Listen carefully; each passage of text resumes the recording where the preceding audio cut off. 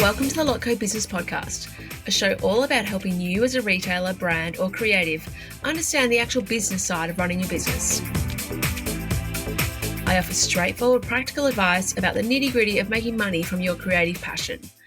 We will be covering bite-sized business and marketing lessons, as well as interviews with experts and trailblazers in the fashion, homewares, and design industries. My name is Melissa Robbins. I'm a business coach, colour-loving, non-coffee drinking Melburnian. Let's get into it. Hello and welcome to today's episode. My name is Melissa Robbins. I am super excited to be here and share with you some things that are going to hopefully help you save time in your business. Now, what I wanted to talk to you about today is all about AI and how to use it in your business and what are some examples of some ways that other people are using it in their business as well. I am a product-based business coach and I work with lots of businesses to help them either with their retail business, with their wholesale business, with their brand to actually grow and scale and, figure out those ways to manage your business in a way that saves you time and energy, and so you're not hustling all the time. That is definitely something I want to help people avoid. All right, so AI. Now, the reason I'm doing this episode is because I was speaking to someone the other day and they had said to me they've never used ChatGPT, which I know that a lot of people have, and I know that a lot of people have tested it out even if you're not using it regularly. And what it made me realize is that there's definitely lots of people who don't even know what sort of things that AI can do for you and what sort of ways it can be used in your business. So I thought I would really get going and just give you a few examples to help you kickstart or maybe brainstorm ideas about ways it can help you as well. All right, so nearly every app, first of all, is starting to add it into their platform. So let's say if you use ClickUp, if you use Notion, if you use Google, they all are starting to add it into their system. If you use Chrome, there's all sorts of add-ons you can add on to those systems already. So utilizing the things that are already in the apps that you have is a great starting point. So let's get going there. What you need to do as you move forward, though, and this probably refers a little bit more to ChatGPT as one example, is you need to start giving it the right prompts and you need to ask the right questions to be able to get a better response. So the more informed or the more information you can give the AI, the better your response is going to be. Now, I had a podcast a couple of weeks ago with Katrina from Copysmith, and she talked about how to use AI for blog writing and how to use it in a way that Google likes as well, because we don't want to all start sounding generic. We don't want to all start sounding the same or like a machine, or often you'll get a prompt back and you're like, that does not sound like me at all.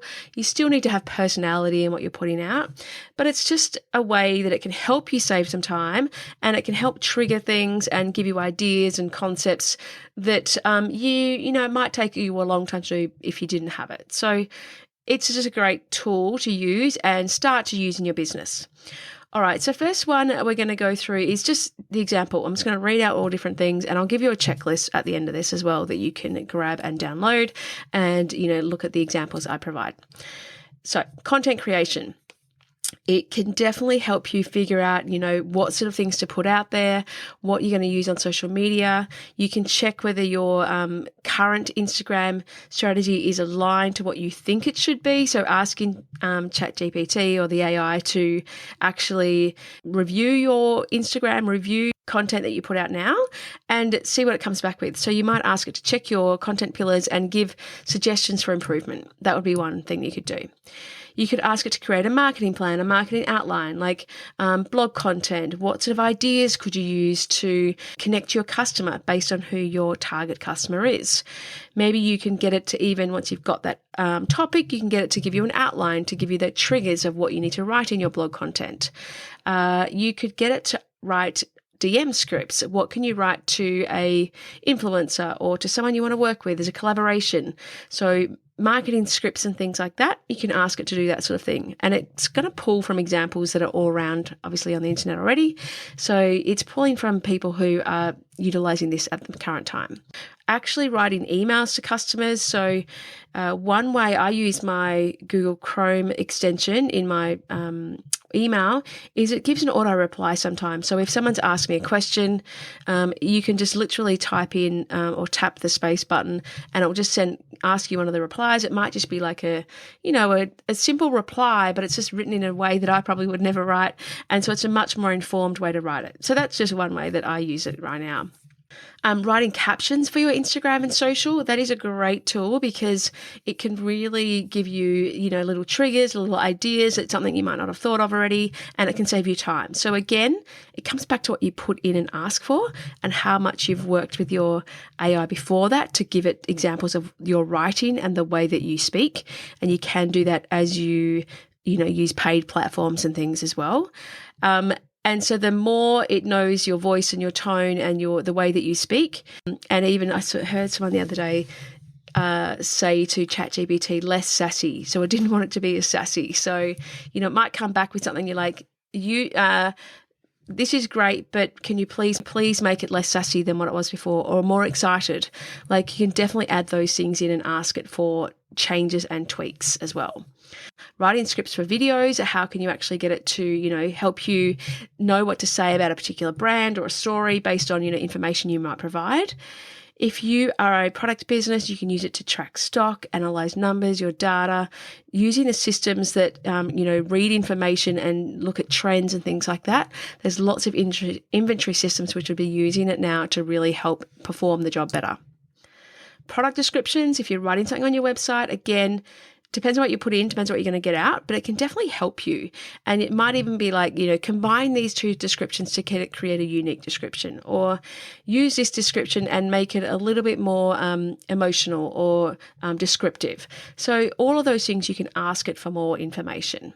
Job descriptions and job tasks. This is a big one for those who are hiring people, looking to outsource things.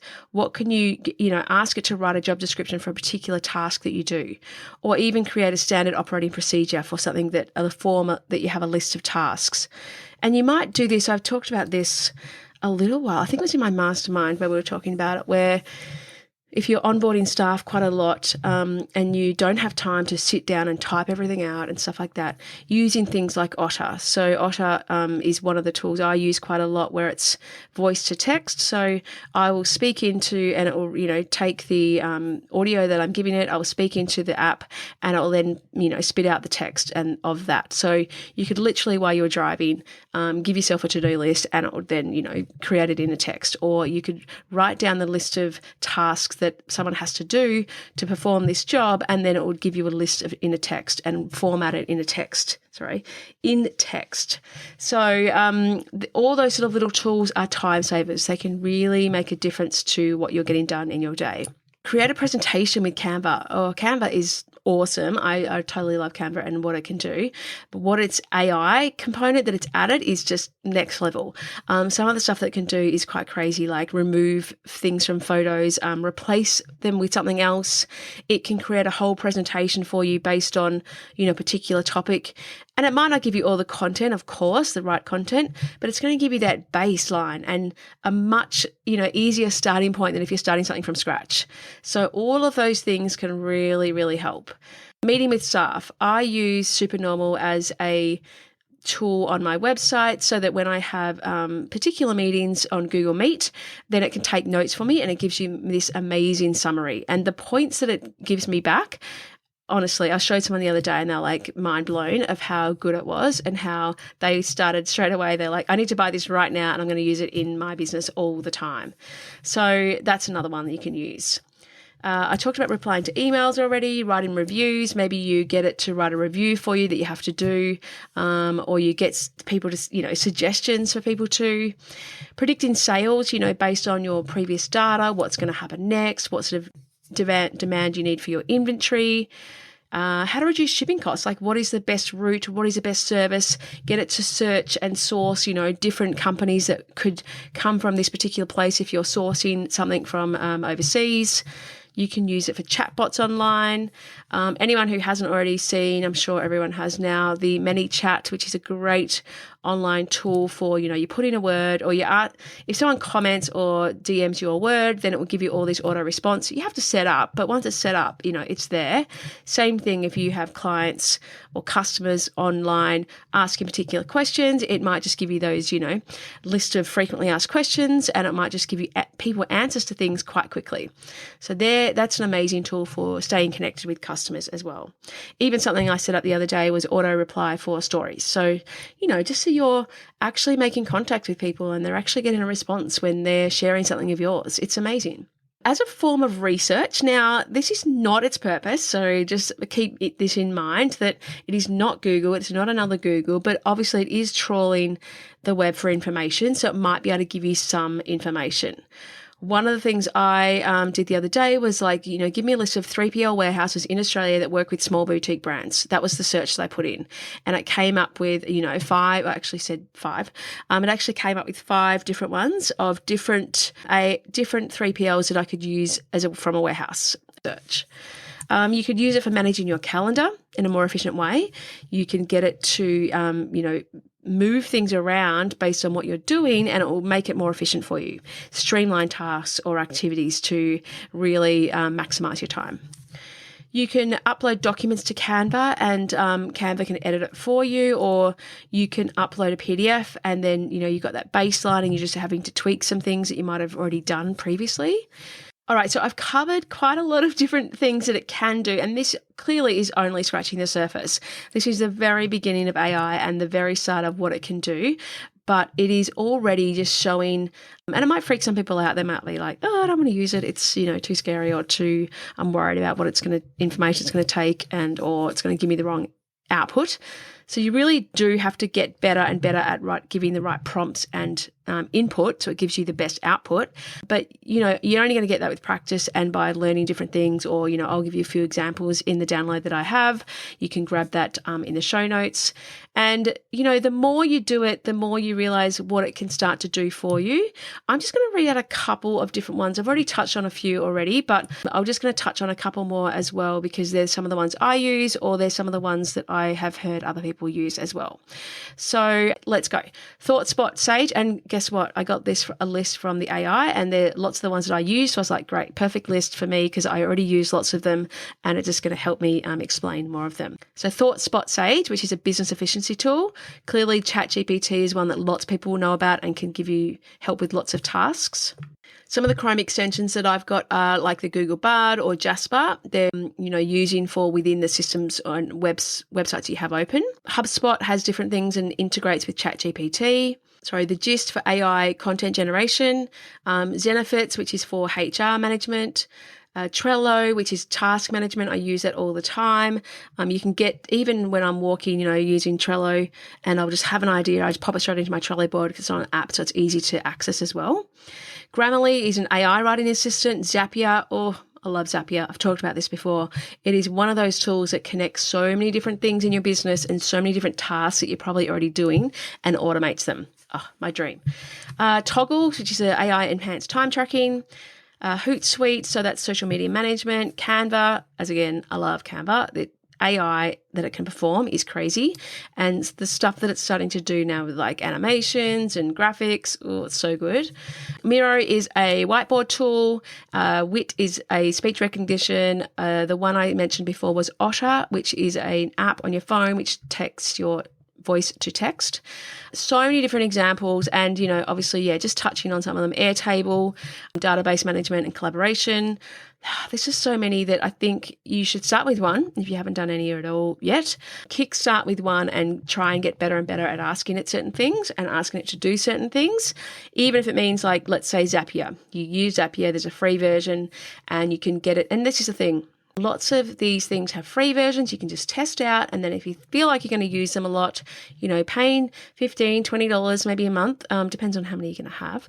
But the time that can save you can be crazy. So it's actually going to be worth the money for what it can actually help you do and help you achieve. So generally making sure you have the right prompts to go in. And as I said, I'll give you some examples of what they look like and what they could be and how to actually ask it the right information to get a better response. And then I'll give you the list of tools of which ones examples and where they are and how to find them. And then also, just the ideas about where you can use it in your business. All right, so I hope that's helped. I hope that's given you that little bit of a trigger, a little bit of an idea to maybe start using AI somewhere in your business. What are the ways that you think it could apply to your business, or what are those repetitive tasks that take a long time to do, or time suck and you just hate doing or you dread? Is there some way that you can add AI into it? Is there some way you can automate certain things in your business? Is there some way that you can use it to save you that energy, the pain of actually doing it in the first place? So if you're doing something repeatedly, see if there is a way to automate that task or streamline aspects of it. Let me know how you go. Let me know which things work for you. And I look forward to hearing more, and I look forward to sharing more with you next week. All right, speak to you soon. Bye.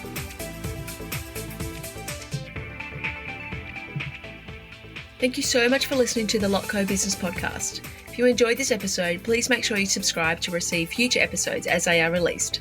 And I'd be so grateful for a review on Apple Podcast. If you would like a copy of the show notes or any of the links mentioned today, please jump onto my website at thelotco.com.au/podcast. Have an amazing week, and I look forward to chatting to you again soon.